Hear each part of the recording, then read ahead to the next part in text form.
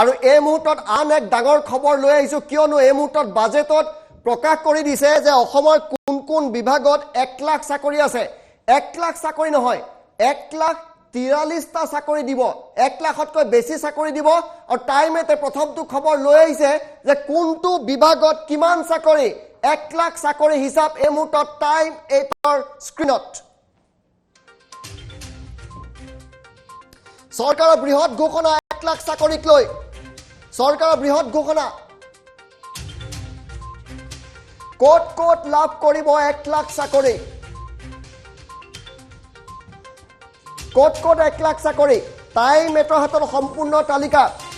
আটাইতকৈ বেছি চাকৰি ওলাব শিক্ষা বিভাগত চৰকাৰৰ বৃহৎ ঘোষণা আটাইতকৈ বেছি চাকৰি শিক্ষা বিভাগত ওলাব আমি আমাৰ ফুল প্লেটটো আপডেট হোৱা নাই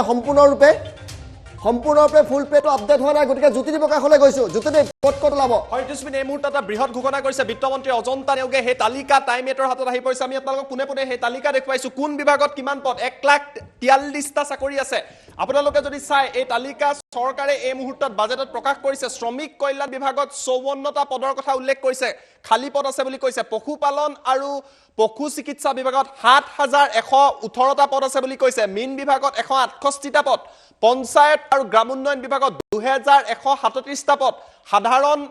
প্ৰশাসন বিভাগত 830টা পদ লোক নিৰ্মাণ বিভাগত 1,027টা পদ ভূমি সংৰক্ষণ বিভাগত 526টা পদ ক্ৰীড়া আৰু যুৱ কল্যাণ বিভাগত 676টা পদ শিক্ষা বিভাগত সৰ্বাধিক 28,162টা পদ শিক্ষা বিভাগত 28,000 পদ খালী আছে বুলি কৈছে উদ্যান শস্য বিভাগত 55টা পদ চাহ শ্ৰমিক কল্যাণ বিভাগত 6টা পদ জলসিঞ্চন বিভাগত 940টা পদ খাদ্য অসামৰিক জীৱন আৰু গ্ৰাহক পৰিক্ৰমা বিভাগত 95টা পদ সংখ্যালঘু কল্যাণ আৰু উন্নয়ন বিভাগত 36টা পদ চৰ অঞ্চল উন্নয়ন বিভাগত 20টা পদ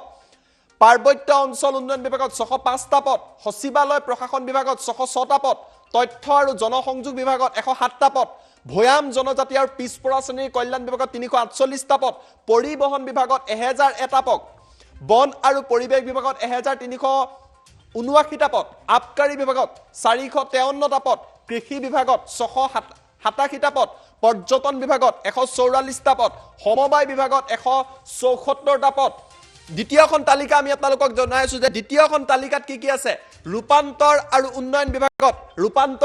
বিভাগত যদি চাই 1,240টা পদ স্বাস্থ্য আৰু পৰিয়াল কল্যাণ বিভাগত 9,353টা পদ নগৰ উন্নয়ন বিভাগত 210টা পদ পেঞ্চন আৰু ৰাজহুৱা উজৰ আপত্তি 2টা পদ জনস্বাস্থ্য কাৰিকৰী বিভাগত 526টা পদ বিজ্ঞান আৰু প্ৰযুক্তি বিভাগত 11টা পদ ছপা আৰু মুদ্ৰণ বিভাগত 68টাকৈ পদ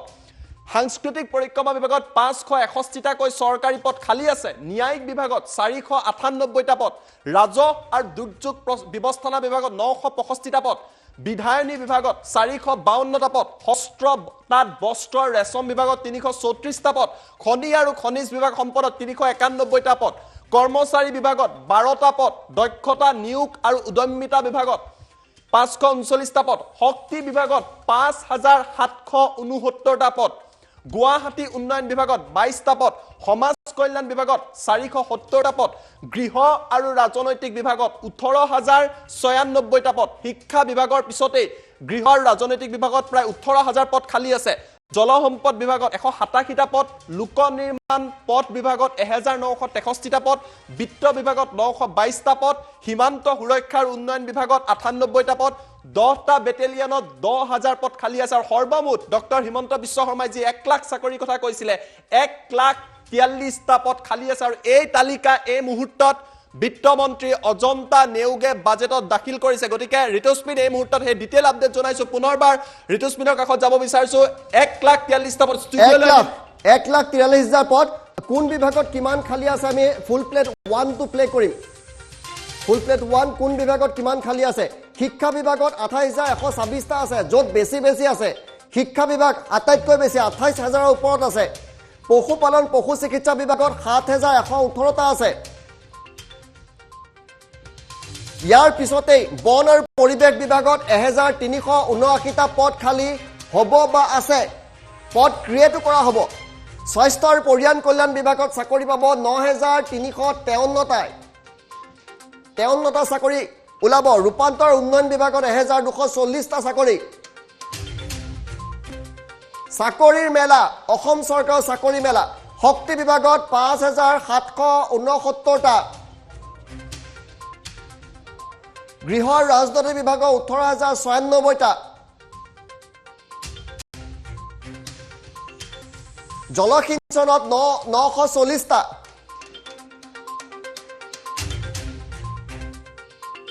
মুঠ পদ 1,43টা এতিয়া আমি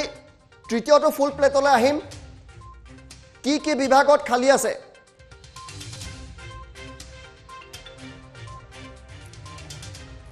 কি বিভাগত খালী আছে বিভাগকেইটা এবাৰ কৈ দিছোঁ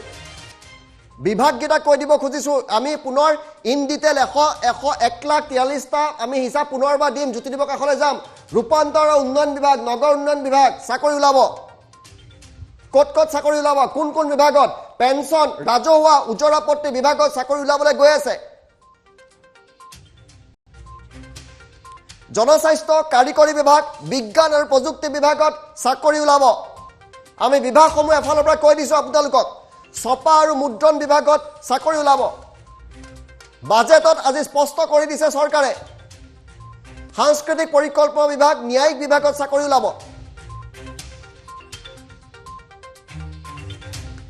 ৰাজহ আৰু দুৰ্যোগ ব্যৱস্থাপনা বিভাগত চাকৰি ওলাব চাকৰিৰ মেলা বিধায়িনী বিভাগ হস্ততাঁত বস্ত্ৰ ৰেচম বিভাগত চাকৰি ওলাবলৈ গৈ আছে ক'ত কিমানটা পুনৰবাৰ দেখুৱাম খনি আৰু খনিজ সম্পদ বিভাগ কৰ্মচাৰী বিভাগত তাতো চাকৰি ওলাব দক্ষতা নিয়োগ আৰু উদ্যমিতা বিভাগত চাকৰি ওলাব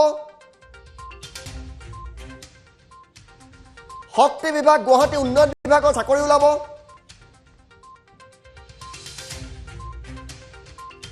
সমাজ কল্যাণ বিভাগ গৃহ আৰু ৰাজনৈতিক বিভাগত চাকৰি ওলাব জলসম্পদ বিভাগ লোক নিৰ্মাণ বিভাগত বহুত চাকৰি ওলাব হিচাপ দি দিছে চৰকাৰে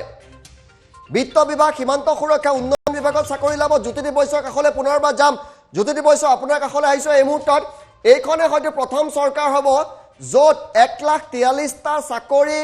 কোনটো বিভাগত কিমানটা ওলাব স্পষ্ট কৰি দিছে জ্যোতিদীপ হয় তুস্মিত এটা কথা চাওক অজন্তা নেওগে কৈছে যে এয়া মাত্ৰ আমি সূচক তালিকাহে পদৰ কিছু তাৰতম্য হ'ব পাৰে কিন্তু 1 লাখ যেটো টাৰ্গেট লৈছে 1 লাখ পদে থাকিব এই কথা স্পষ্ট কৰি দিয়া হৈছে গতিকে এই তালিকাখন পুনৰবাৰ আপোনালোকক দেখুৱাইছো কোন বিভাগত কিমানটা খালী বুলি চৰকাৰে এই মুহূৰ্তত জনাইছে অজন্তা নেওগে জনাইছে শ্ৰমিক কল্যাণ বিভাগত 54টা পদ পশুপালন আৰু পশু চিকিৎসা বিভাগত 7,118টা পদ মীন বিভাগত 168টা পদ পঞ্চায়ত আৰু গ্ৰাম উন্নয়ন বিভাগত 2,137টা পদ সাধাৰণ প্ৰশাসন বিভাগত 830টা পদ লোক নিৰ্মাণ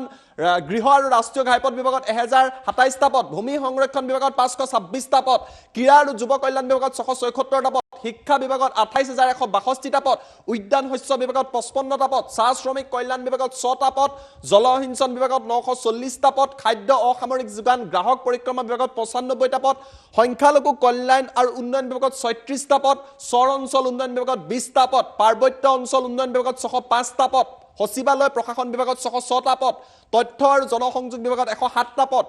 ভয়াম জনজাতি আৰু পিছপৰা শ্ৰেণী কল্যাণ বিভাগত 348টা পদ পৰিবহন বিভাগত 1001টা পদ বন আৰু পৰিৱেশ বিভাগত 1,389টা পদ আবকাৰী বিভাগত 453টা পদ কৃষি বিভাগত 687টা পদ পৰ্যটন বিভাগত 144টা পদ সমবায় বিভাগত 174টা পদ ইয়াৰ লগতে যদি আপুনি চাই ৰূপান্তৰ আৰু উন্নয়ন বিভাগত 1,240টা পদ স্বাস্থ্য আৰু পৰিয়াল কল্যাণ বিভাগত 9,353টা পদ নগৰ উন্নয়নত 210টা পদ পেঞ্চন ৰাজহুৱা উজৰাপত্তি 2টা পদ জনস্বাস্থ্য কাৰিকৰী বিভাগত 526টা পদ তাৰ লগতে বিজ্ঞান আৰু প্ৰযুক্তি বিভাগত 11টা পদ ছপা আৰু মুদ্ৰণত 68টা পদ সাংস্কৃতিক পৰিক্ৰমা বিভাগত 561টা পদ ন্যায়িক বিভাগত 498টা পদ ৰাজহ আৰু দুৰ্যোগ ব্যৱস্থাপনা বিভাগত 965টা পদ বিধায়িনী বিভাগত 452টা পদ হস্ততাঁত বস্ত্ৰ ৰেচম বিভাগত 334টা পদ খনি আৰু খনিজ দ্ৰব্য সম্পদ বিভাগত 391টা পদ কৰ্মচাৰী বিভাগত 391টা পদ কৰ্মচাৰী বিভাগত 12টা পদ তাৰ লগতে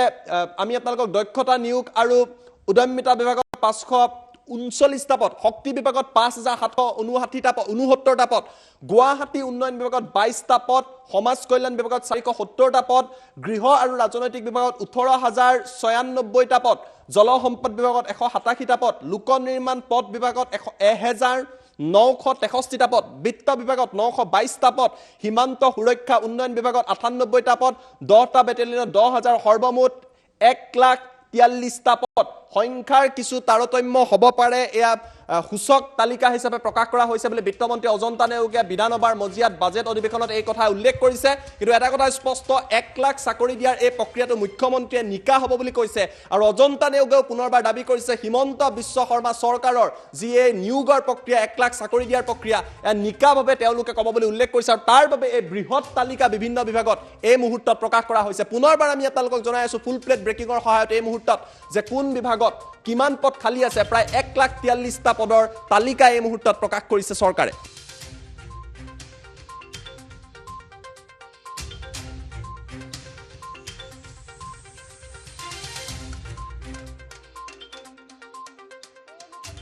নিবনুৱা যুৱক যুৱতীসকলৰ সংস্থাপন। অধ্যক্ষ ডাঙৰীয়া, শিক্ষিত নিবনুৱা যুৱক যুৱতীসকলৰ সংস্থাপন হৈছে ৰাজ্যখনৰ বাবে এক অন্যতম প্ৰধান উদ্বেগৰ বিষয়। এই সমস্যাটোৰ নেতিবাচক প্ৰভাৱ হ্ৰাস কৰাৰ অৰ্থে অসমৰ মাননীয় মুখ্যমন্ত্ৰী ডাঙৰীয়া নেতৃত্বাধীন চৰকাৰখনে 2021 বৰ্ষৰ 11 মে তাৰিখে অনুষ্ঠিত প্ৰথম কেবিনেট বৈঠকত চৰকাৰী খণ্ডত ৰাজ্যখনৰ 1 লাখ শিক্ষিত যুৱক যুৱতীক নিযুক্তি প্ৰদান প্ৰক্ৰিয়া আৰম্ভ কৰিবলৈ সিদ্ধান্ত গ্ৰহণ কৰে। এই নিযুক্তি প্ৰক্ৰিয়া ক্ষীপ্ৰ কৰাৰ অৰ্থে মোৰ অধ্যক্ষতাত এখন কমিটি গঠন কৰা হৈছে।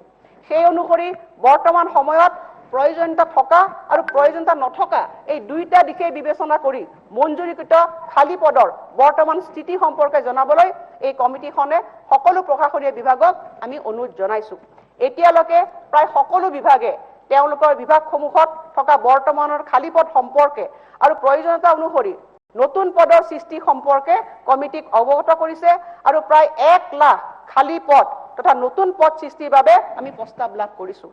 বিভিন্ন বিভাগৰ প্ৰয়োজনীয় খালী পদ সম্পৰ্কে আমি ইয়াত এখন তালিকাও অন্তৰ্ভুক্ত কৰিছো। অধ্যক্ষ মহোদয়, যথেষ্ট দীঘল এখন তালিকা, মই তালিকাখন পঢ়া নাই, মাননীয় সদস্যসকলক ইয়াত মই হাউচতে লে কৰিছো। ইতিমধ্যে আমি প্ৰায় 1,93,43 আমি ইয়াত নতুন পদৰ সৈতে পূৰণ কৰিবলগা মুঠ পদৰ সংখ্যা আমি ইয়াত পাইছো। এইটো মাথো এক সূচক তালিকা আৰু বিভাগসমূহে দাখিল কৰা প্ৰয়োজনীয় পদৰ তালিকা আৰু আৱশ্যকীয় আৰু অনাৱশ্যকীয় পদৰ কাৰকসমূহ বিবেচনা কৰি ইয়াৰ সম্পূৰ্ণ বিশ্লেষণ কৰাৰ পিছত প্ৰকৃত সংখ্যাৰ কিছু তাৰতম্য হ'ব পাৰে। এই সমগ্ৰ প্ৰক্ৰিয়াৰ মূল উদ্দেশ্য হৈছে সমগ্ৰ প্ৰশাসনিক ব্যৱস্থাটোক কাৰ্যকুশলতা অধিক বৃদ্ধি কৰা, সেৱামুখী কৰি তোলা। খালী পদসমূহ গণনা কৰাৰ সময়ত আমাৰ নৱগঠিত জিলাসমূহ, মহকুমাসমূহ, চিকিৎসালয় আদিৰ প্ৰয়োজনীয় পদৰ বিষয়েও বিবেচনা কৰা হ'ব। মই এই বিষয়টোৰ ওপৰত অধিক গুৰুত্ব দি ক'ব বিচাৰিছো যে সমগ্ৰ নিযুক্তি প্ৰক্ৰিয়াটো যথোচিত প্ৰতিনিধিত্বমূলক গাঁথনিৰে সম্পন্ন কৰাৰ উদ্দেশ্যে এখন বিধেয়ক এই সদনত অনা হ'ব। প্ৰচলিত নিযুক্তি ব্যৱস্থা অব্যাহত থাকিব যদিও নতুন পদ্ধতি আৰু ব্যৱস্থাও প্ৰৱৰ্তন কৰাৰ ব্যৱস্থা কৰা হৈছে। সমগ্ৰ প্ৰক্ৰিয়াটো সুচাৰুৰূপে পৰিচালনা কৰাৰ উদ্দেশ্যে প্ৰাসংগিক আৰোপীও প্ৰৱৰ্তনৰ বিষয়ে বিবেচনা কৰা হ'ব। মাননীয় অধ্যক্ষ মহোদয়, মই এই সুযোগতে এই পবিত্ৰ সদনক আশ্বাস দিব বিচাৰো যে শিক্ষিত নিবনুৱা যুৱক যুৱতীসকলৰ নিযুক্তিৰ ক্ষেত্ৰত স্বচ্ছ, নিকা আৰু মসৃণভাৱে প্ৰক্ৰিয়া সুনিশ্চিত কৰিবলৈ অত্যাধিক সাৱধানতা অৱলম্বন কৰা হ'ব, যিহেতু আমি এই প্ৰক্ৰিয়া আৰম্ভ কৰিছো। অধ্যক্ষ মহোদয়, ইয়াৰ ওপৰতো মই কিছু কথা আপোনালোকক অৱগত কৰিব বিচাৰিছো যে এই 1 লাখ নিযুক্তি আমাৰ চৰকাৰখনৰ ই এক অতি বলিষ্ঠ সিদ্ধান্ত। অধ্যক্ষ মহোদয়, আমি কেতিয়াও বিগত সময়ছোৱা আমি সদনত যিসকল সদস্য উপস্থিত আছো সেইসকলে কাহানিও শুনা নাই যে কোনোবা চৰকাৰে এবাৰতে 1 লাখ পদ পূৰণ কৰাৰ কিবা সিদ্ধান্ত গ্ৰহণ কৰিব পাৰিছে। অতি সাহসী সিদ্ধান্ত অধ্যক্ষ মহোদয়। বৰ্তমান কোভিড-সৃষ্ট পৰিৱেশ, এই পৰিৱেশতো যে চৰকাৰখনে নিবনুৱা যুৱক যুৱতীসকলক এটা স্থায়ী সমাধানৰ সূত্ৰৰ লগতে চৰকাৰখনক অধিক কৰ্মমুখী গতিশীল কৰিবলৈ চেষ্টা কৰিছে। গতিকে মই পুনৰবাৰ কৈছো যে এই প্ৰক্ৰিয়াৰে আমি গোটেইখিনি আমি স্বচ্ছতাভাৱে এই কাম কাজখিনি কৰি যাম আৰু আমি আমাৰ ভৱিষ্যতৰ যুৱক যুৱতীসকলক এটা নতুন মাত্ৰা প্ৰদান কৰিবৰ কাৰণে চৰকাৰে সকলো ক্ষেত্ৰতে আমি প্ৰস্তুত থাকিম।